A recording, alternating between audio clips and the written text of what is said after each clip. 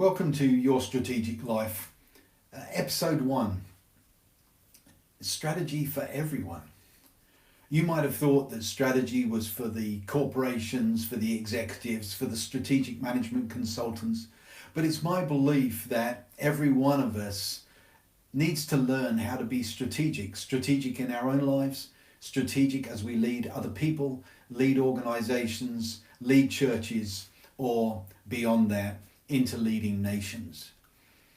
Well, I've loved strategy and I've taught strategy for many years now. But I want just to introduce you to a moment that brought me a great deal of joy and pleasure. You know, when Isaiah came out in the Passion Translation, I went straight to my favourite verse, Isaiah 9 and verses 6 and 7. And I was so excited and so pleased because I know these verses and you know them too. You know the verse that says, and the government will be upon his shoulder. That's the shoulder of a son, by the way. And we could talk about that a lot more. So much of my life is wrapped up in strategy, and even teaching of sonship comes from there. But you know this verse. A child is born, a son is given, and the government is on his shoulders, and his name will be called Mighty God, Eternal Father, Prince of Peace.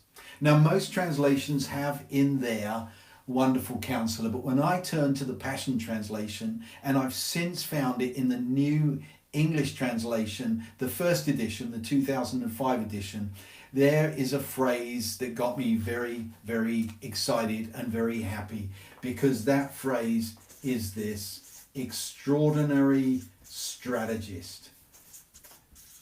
Thank you to the NET and to Brian Simmons for putting that in my Bible.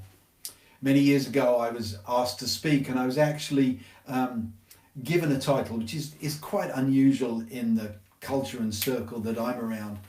And the title was Strategies for Coming into Your Destiny, And it's funny really, because I started by thinking, well, where is it in the Bible? And to be honest, destiny was the cup of fate that the Jews drank when they were in captivity in Babylon, which is really a lot of my background. Destiny would tend to be around fate and New Age type stuff, to be perfectly honest. And strategy, I couldn't find it in my Bible except one place. The strategic day that Herod removed John the Baptist's head. Not all that exciting. So I taught a good session. I was happy with it, but it was kind of funny. So for me to find that word in the Bible got me very excited. You see, I really do believe that every one of us is meant to be strategic and to be strategists. You know, my first book, What on Earth is Glory? That's really God's great strategic plan that the whole earth will be filled with the knowledge of the glory of God as the waters cover the sea. My second book, Kisses from a Good God, I think that's his strategy too, that everyone experiences his goodness. The psalmist says, pray that you would be blessed so that the world would see how good he is. And even my most recent book, Things Fathers Do, that's a strategy too, for the Father sent his Son, and one of the things that the Son did and does and wants us to do is to reveal the Father. So strategy, it's really important. Strategy for me, it might be as simple as, you know, where am I going next? It might be, how do I get from here to there? There's a simplicity to strategy as well as a complexity. But the wonderful thing is that the extraordinary strategist lives in you and lives in me, and that means we have an incredible advantage. Some of you know one of my pet peeves is when I hear people say, I don't plan, I'm led by the Spirit. I often say these days, hey, if that was absolutely true, you'd be the greatest planner the world has ever seen, for the great architect lives in you. If you're led by the Spirit, you've got the great architect, the great strategist living inside of you. And so I just want to talk and, you know, over these episodes and just unpack some thoughts about strategy, whether you're an individual, a church leader, whether you run a team, an organization, or even perhaps a nation. The strategist lives inside of you. And I believe that this is a moment when we really need to unpack our strategic thinking in partnership with the one who lives inside of us. So I don't know where you are right now, but I can tell you this: you need a strategy to get to where you're going. And what a time this is as we come through this extraordinary COVID pandemic, lockdown, whatever title you want to put in it, exile, confinement, so many thoughts around it. But as we come through, I believe that every one of us needs a strategy. This isn't time for us to sit still and let other people lead the way. It is time for the sons and daughters of the King to be the leaders and to lead the way. And so I just wanted to introduce as well, just in this one session, one actually, I think, very simple thought around strategy. See, the word strategy probably comes from a similar time to the word apostolos culturally. And it comes from strategos. And they were probably around the same time. But what was different then? Where the apostle was the one that was sent, as it were, and went to establish a culture, the strategos, they kind of stayed at home. And this is a quick drawing of a city, a couple of gates there, and we have the city. And the strategos really had two primary roles, and I want to convert these into two thoughts for you and for me. And the first thing was that they were protecting, guarding what they already had. So they were protecting, and then the second role was they were extending or expanding. And I think that that's where all of us need to be thinking right now. What do we need to protect? Even through this COVID season, I think many of us have experienced things that it would be good to take care of and protect.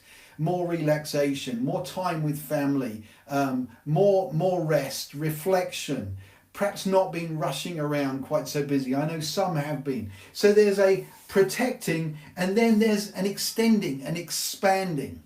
And this was really the picture of the strategos who guarded the city, and they would be stationed around the city to protect what they had and then to expand and extend the city. What a great principle that is for you and me. What do we need to protect? That strategy. And where are we going to expand? Where is the new ground, the new territory, the new things that we are going to do?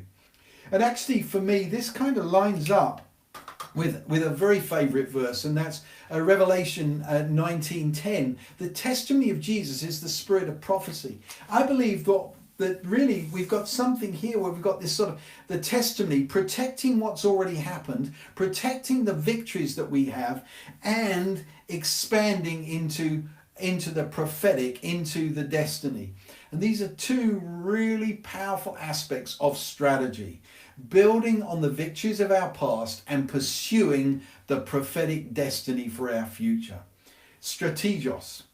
And I believe that every one of us can be more strategic. I just want to encourage you, step into these two thoughts. What do you want to protect, and where are you going to extend and expand? And if you want any more information about me, you can go to paulmamering.com. There you'll find access to a lot of resources, whether you're part of a team or leading a team or an individual. And there are a number of resources that are available, and I just encourage you just to check that out. Follow me on Instagram, whatever, and keep up to date with what I'm thinking. But I really do believe that this is a time for us to be strategic, and the government is on the shoulders of a son, and that son is the extraordinary strategist. What about that? Isn't that an amazing, amazing title? You see, even teaching of sonship and the father heart of God is actually crucial and is strategic. That's why I say pretty much every part of my life and ministry has had a strategic element to it. And strategy is about change. And I love change. I love changed lives, changed organizations, changed nations, and I'm believing for a changed continent. So I just want to encourage you. What are you going to protect out of this season, and where are you going to expand? Where are you going to expand your experience, the place of your dwelling, your influence? It's time. Let's protect the ground we've gained, and let's expand into the new ground.